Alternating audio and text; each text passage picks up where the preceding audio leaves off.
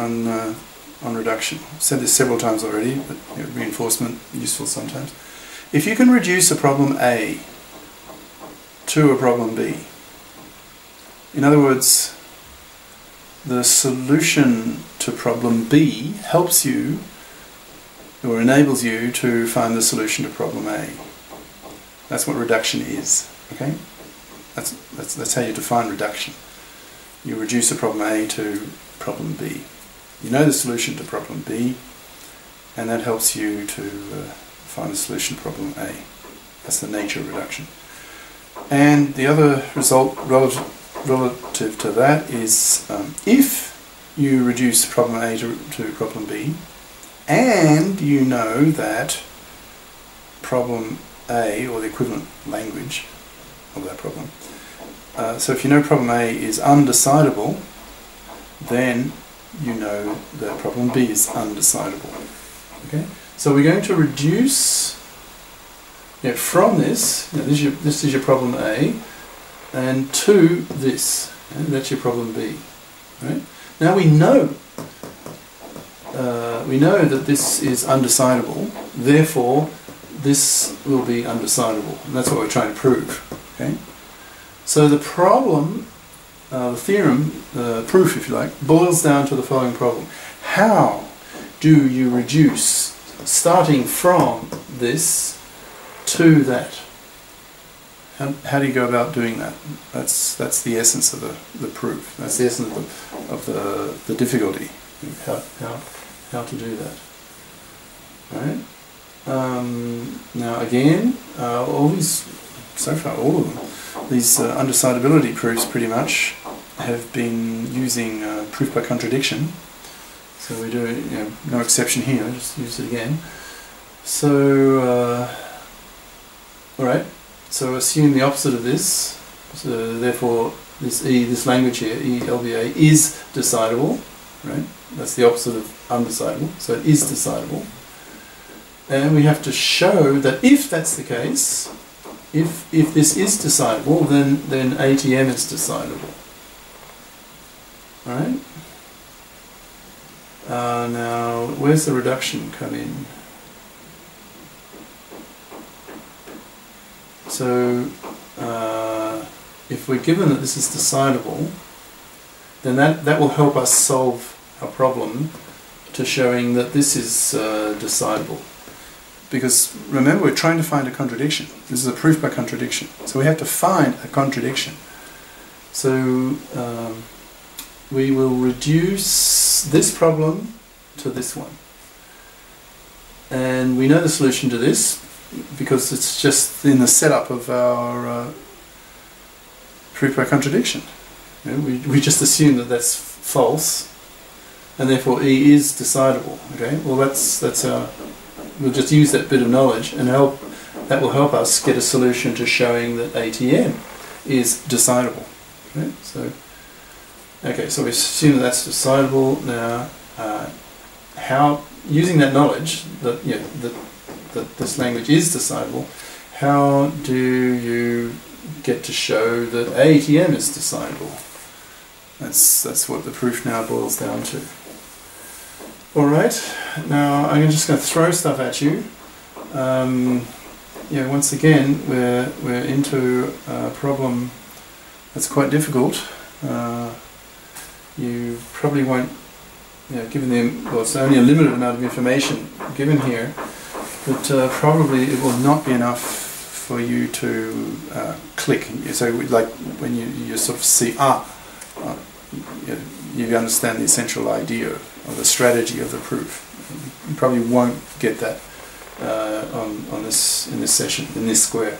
All right, but anyway, I can state what the strategy is to some extent. All right. Now we're trying to decide this. Okay, so in other words, we're trying to decide whether M. What is M? That would be, well, that's the M in remember this language consists of ordered pairs, right? M, comma W. So this M and this W, and So if we're trying to show that ATM decides that language, then we have to show that M accepts W. Okay? Now how to do that? Well, by constructing an LBA called B, big B, right? And then testing whether the language of that B is the empty set. Right? That seems fairly reasonable. Now, if B recognizes a language, well, the language that B recognizes, well, by definition, that's all the accepting computation histories for M on W. Now, if we're talking deterministic machines, that there will be at most one, and we did that before, except one.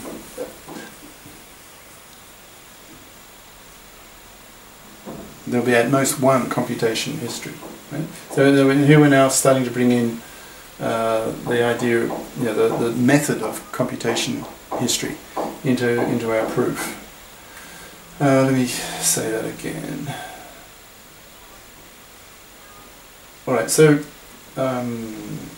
for B to recognize an element in the language, that element is an accepting computation history. Alright. Now, if M does accept the W, well then it's not an empty string. It's not an empty language, right? And this language, in other words, this one, it's the language that B recognizes. Then it contains one string, this W, and therefore it's not equal to the empty set, right? Now, if M doesn't accept the language, that's this one, the language B recognizes, then that language is empty. All right. Is that obvious? Because there's at most one computation history for a deterministic machine. Okay. Okay. So if we can determine whether B's language, that's this one, is empty, then we can determine whether M accepts W. That was conditional. So here we can determine whether M accepts W by constructing an LBA B. So the proof of this theorem involves a proof by construction, in a sense, by constructing an LBA B, right? And then we test whether the language of this B is empty, which is this. Okay. So next step is well, how do you construct this LBA B? How do you do that from M and W? Well, that's where we need to move on to the next session, the next board. You're probably left hanging, the feeling with hanging a bit, not too clear about this. Hopefully it will clear up the next session on the next board. So we just ran out of space, and like I say, for this theorem 5.10, just the proof idea is more than a page, a bit over a page. And the proof itself, also plus a diagram, is a page. So the proof is getting quite long. Okay, ciao.